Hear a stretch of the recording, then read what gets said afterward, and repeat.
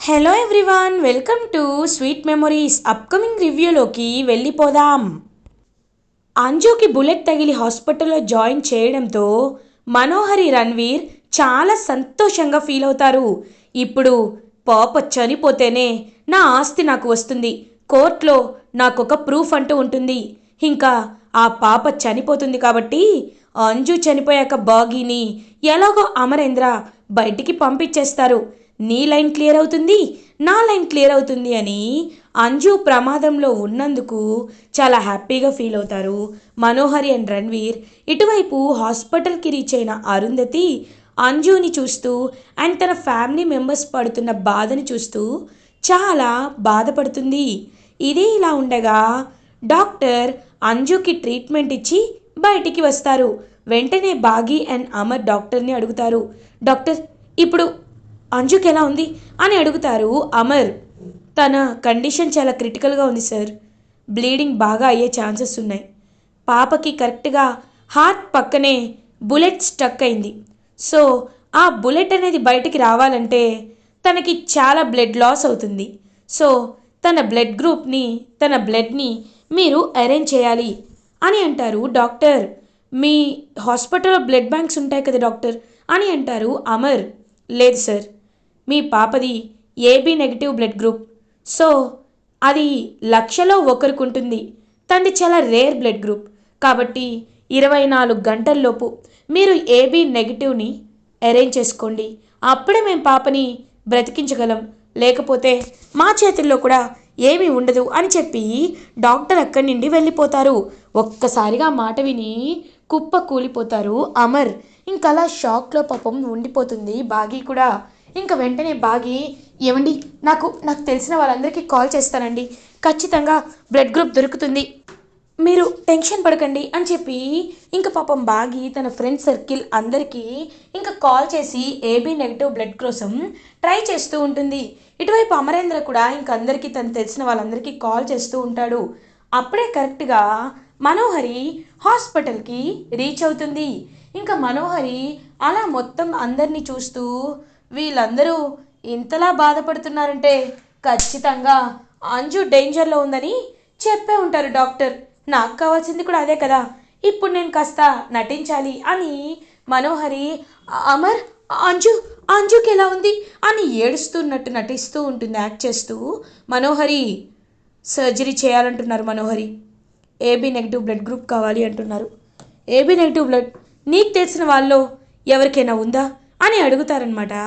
పాపం అమర్, లేదమర్, లేదు, నాకు తెలిసిన వాళ్ళలో ఎవరికి నాకు తెలిసి ఏబీ నెగిటివ్ బ్లడ్ లేదు, సో నేను కూడా ట్రై చేస్తాను అని పక్కకి వెళ్ళి, అంటే ఈ 24 గంటలే అన్నమాట, తర్వాత దొరకక అది పైకి పోతుంది అని హ్యాపీగా ఫీల్ అవుతుంది మనోహరి.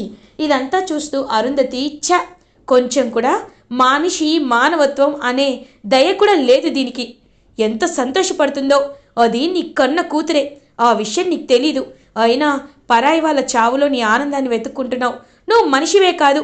దేవుడా, నా అంజు బ్రతకాలి, ఎవరో ఒకరిని ఏబీ నెగిటివ్ బ్లడ్ ఇచ్చేవాళ్ళు ఎవరో ఒకరిని పంపించు స్వామి, పంపించు అని అరుంధతి చాలా బాధపడుతుంటే అప్పుడే చిత్రగుప్త అరుంధతి దగ్గరికి వస్తారు.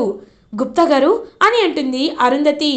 బాలిక, నీ పిల్ల పిచ్చుక ప్రమాదంలో ఉందని తెలుసుకున్నాను, కానీ మాయా పేటిక ద్వారా జరగబోవు సంఘటనలు తెలుసుకొనుటకు నాకు అనుమతి లేదు. అందుకే నేను బాలిక ప్రాణాలని తీసుకువెళ్ళడానికి ఎదురు చూస్తున్నాను బాలిక అని అంటారు చిత్రగుప్త. ఒక్కసారిగా షాక్ అయిపోతుంది అరుంధతి. అంటే గుప్తా గారు, అంజు ప్రాణాలు అని అంటుంది. అవును బాలిక, ఈ 24 గంటలు గడిచిన తర్వాత నీ పిల్ల పిచ్చుకను తీసుకు వెళ్ళవలే అని అంటారు. లేదు లేదు, నా అంజు నిండు నూరేళ్ళు ఆశతో బ్రతకాలి, మీరు తీసుకువెళ్ళడానికి ఎవరు, అయినా 24 గంటల్లో బ్లడ్ రాకపోతే కదా తీసుకువెళ్ళాలి, వస్తుంది, ఎవరో ఒకరు ఉంటారు, ఈ ప్రపంచంలో ఎవరో ఒక్కరైనా నా అంజుకి బ్లడ్ ఇవ్వడానికి వస్తారు, నాకు ఆ నమ్మకం ఉంది. మీరు మీరు మళ్ళీ అలా మాట్లాడొద్దు, అన్నయ్యగా మిమ్మల్ని రాఖీ కడితే నా చెవులకు మీరు ఇలాంటి మాటలు వినిపిస్తారా అని ఏడుస్తూ పాపం గుడికి వెళ్తుంది అరుంధతి. గుడికి వెళ్ళి గంట కొడుతూ, దేవుడా దేవుడా, నేను ఎప్పుడూ నిన్ను నా గురించి కోరుకోలేదు, నా కుటుంబం గురించే కోరుకున్నాను. నాకు ఉన్న పుణ్యమంతా నా కూతురికి వెళ్ళేలా చేయి. నా కూతురు ఎలా అయినా, అంజు ఎలా అయినా తిరిగి క్షేమంగా ప్రాణాలతో బయట పడేలా చేయి.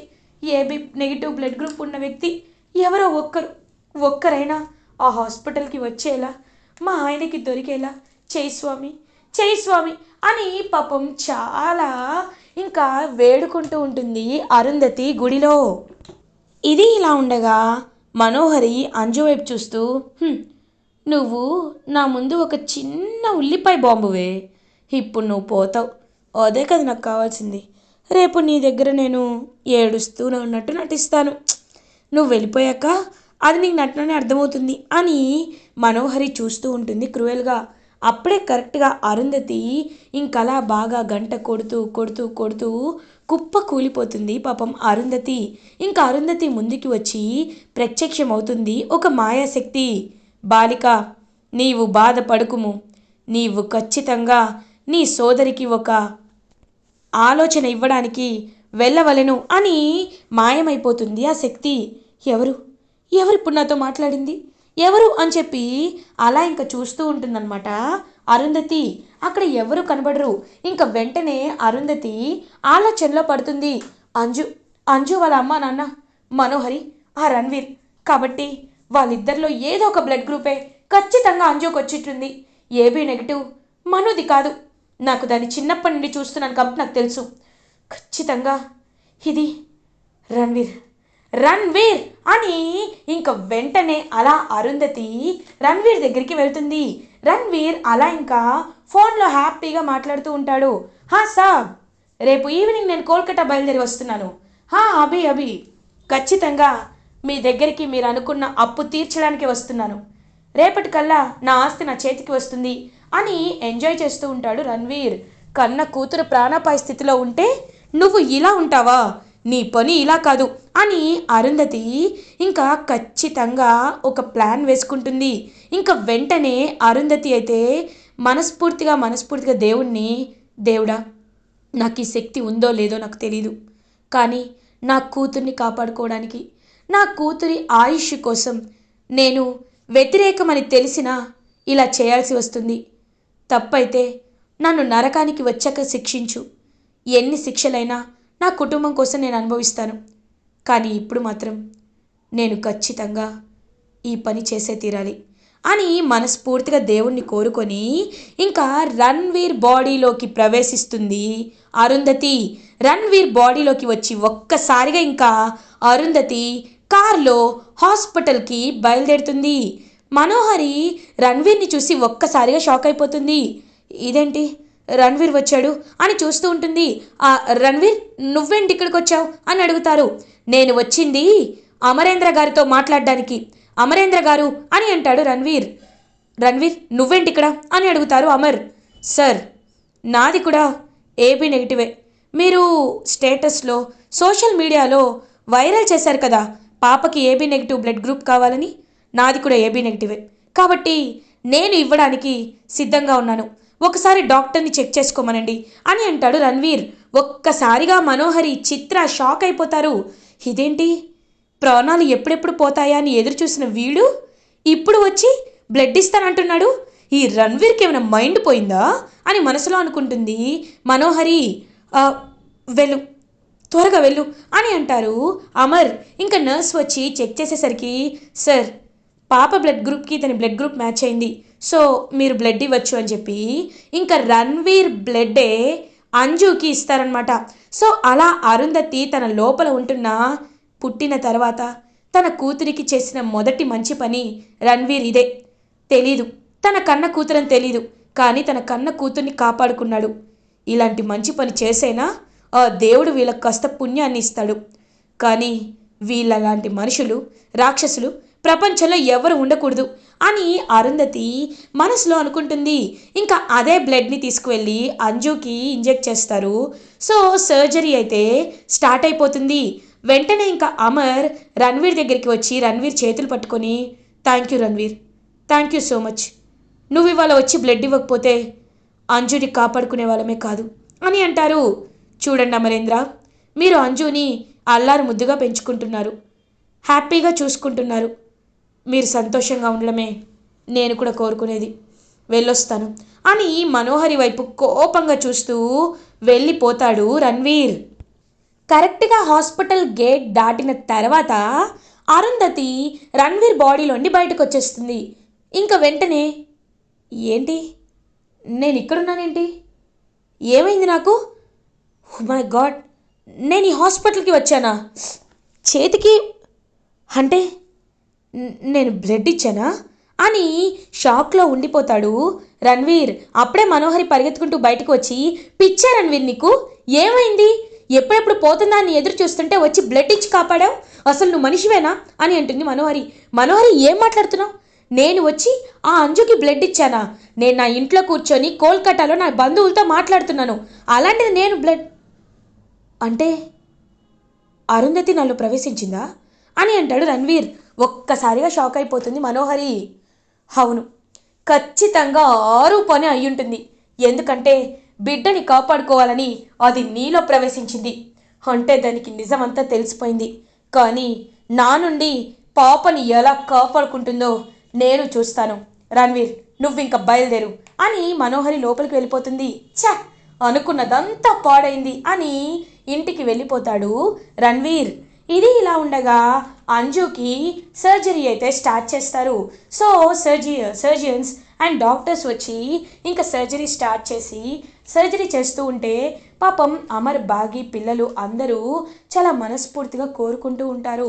పాపం ఆనంద్, ఆకాష్, అమ్ము ముగ్గురు వినాయకుడి విగ్రహం దగ్గరికి వెళ్ళి, వినాయక, నిన్ను అంజు ఎంతలానో పూజించింది, అంజుకి నువ్వంటే ఎంతో ఇష్టం, అలాంటిది నువ్వు మా అంజుని కాపాడలేవా అని చెప్పి ఏడుస్తూ ఉంటే పాపం అమర్ అండ్ బాగి కూడా చాలా బాధపడుతూ ఉంటారు వాళ్ళ పరిస్థితిని చూసి. ఆపరేషన్ కంప్లీట్ అయిపోతుంది. డాక్టర్ బయటికి వస్తారు. డాక్టర్, ఇప్పుడు ఎలా ఉంది అని అడుగుతుంది బాగి. She's out of danger, operation success అయింది. సో తన్ని కాస్త రెస్ట్ ఇవ్వడానికి అనెస్థీషియా చేశాం. తను ఒక 2 అవర్స్లో స్పృహలోకి వస్తుంది. తన్ని మీరు చాలా జాగ్రత్తగా చూసుకోవాలి. అండ్ మీరు మీ పాపని కాపాడుకున్నారు, దేవుడి సహాయంతో పాపని మేము కాపాడగలిగాం. సో మీరు ఇంకా రిలాక్స్ అవ్వచ్చు అని చెప్పి డాక్టర్ అక్కడి నుండి వెళ్ళిపోతారు. ఇంకా అమర్ అయితే బాగిని పాపం హక్ చేసుకుంటాడు. ఎంతో బాధపడ్డాను, టెన్షన్ పడ్డాను, అంజుకి ఏమవుతుందోనని చాలా చాలా బాధపడ్డాను. కానీ ఇప్పుడు నాకు చాలా హ్యాపీగా ఉంది అని ఇంకా ఎంతో హ్యాపీగా ఫీల్ అవుతుందన్నమాట. అలా బాగి అమర్ తనకి క్లోజ్గా ఉండేసరికి ఇంకప్పుడే కరెక్ట్గా మనోహరి అనుకున్నదంతా అయిపోయింది. ఇప్పుడు అమరేంద్ర వాళ్ళు ఖచ్చితంగా ఇంటికి వెళ్తారు. అప్పుడు నేనే ఉంటానని చెప్తాను. ఈరోజు నైట్ అంజు దగ్గర ఉంటానని చెప్పి అంజు ఆక్సిజన్ పైప్ పీకేస్తాను. అప్పుడు అంజు పైకిపోతుంది అని అలా ఇంకా చూస్తూ ఉంటుంది మనోహరి. అప్పుడే అరుంధతి, గుప్తా గారు చూసారా, మీరేమన్నారు, మా అంజుని తీసుకువెళ్ళిపోతారా, ఎలా తీసుకువెళ్ళనిస్తాననుకుంటుందా ఈ అరుంధతి అని అంటుంది అరుంధతి. బాలిక, మనోహరి అనే రూపంలో ఇంకొక ప్రమాదము పొంచి ఉన్నది, అది నీవే తెలుసుకోవలను అని అంటారు. ఇంక వెంటనే ఇటువైపు నైట్ అయ్యేసరికి, అమర్, మార్నింగ్ నుంచి మీరు ఇక్కడే ఉన్నారు, పిల్లలు కూడా భోజనం చేయలేదు, అంజుకి ఇప్పుడేం కాలేదు కదా, నేను అంజుని చూసుకుంటాను, మీరింటికి వెళ్ళి ఫ్రెష్ అవ్వండి అని అంటుంది Manohari. Are you sure Manohari అని అంటారు. Yes Amar, I'm damn sure, you can go అని అంటుంది మనోహరి. ఓకే బాగి, రా వెళ్దాం అని ఇంకా అలా రిలాక్స్ ఫ్రెష్ అవ్వడానికని ఇంటికి బయలుదేరుతారు అమర్, బాగి, పిల్లలు. అప్పుడే కరెక్ట్గా మనోహరి అంజు దగ్గరికి వచ్చి, అంజు, నువ్వు పైకి పోతేనేనే నాకు ప్రశాంతత అని అలా ఇంకా ఆక్సిజన్ మాస్క్ని కరెక్ట్గా తీసేయాలని చూస్తూ ఉంటే ఒక చెయ్యి అడ్డుపడుతుంది. ఎవరా అని చూసేసరికి అక్కడ బాగి వెనకాల అమర్. ఒక్కసారిగా షాక్ అయిపోతుంది మనోహరి. అమర్ అని అంటుంది. వెంటనే బాగి మనోహరి చెంప పగల కొడుతుంది. చి, అంటే నువ్వా అంజుని చంపాలనుకుంది, అంజు ప్రాణాలు తీయాలనుకుంది అని అంటుంది బాగి. అది కాదు బాగి అంటే అని అంటుంది. Shut up, just shut up. ఇంకా ఇంకా మమ్మల్ని నమ్మించాలని ప్రయత్నించద్దు మనోహరి. నాకు వాడు చెప్పాడు, ఎవడైతే అరెస్ట్ అయ్యాడో వాడు నాకు చెప్పాడు, ఒక లేడీ నాకు కాల్ చేసి మిమ్మల్ని చంపేయమంది, మీరు తప్పించుకున్న ఆ లేడీ మిమ్మల్ని వదలదు అని. అది నువ్వేనని నాకెప్పుడు కన్ఫర్మ్ అయింది. నిన్ను ఖచ్చితంగా జైల్లో పెట్టించాల్సిందే అని ఇంకా పోలీస్కి కాల్ చేసి అంజుని రెడ్ హ్యాండెడ్గా చంపబోతూ దొరికిపోయిన మనోహర్ని జైలుకి పంపిస్తారు అమర్ అండ్ బాగి. ఇలా ఎపిసోడ్ ఎండ్ అవుతుంది. ఫర్దర్ ఎపిసోడ్ రివ్యూస్ ముందుగా మీకు కావాలి అనుకుంటే మా ఛానల్ని సబ్స్క్రైబ్ చేసుకోండి. Thanks for watching.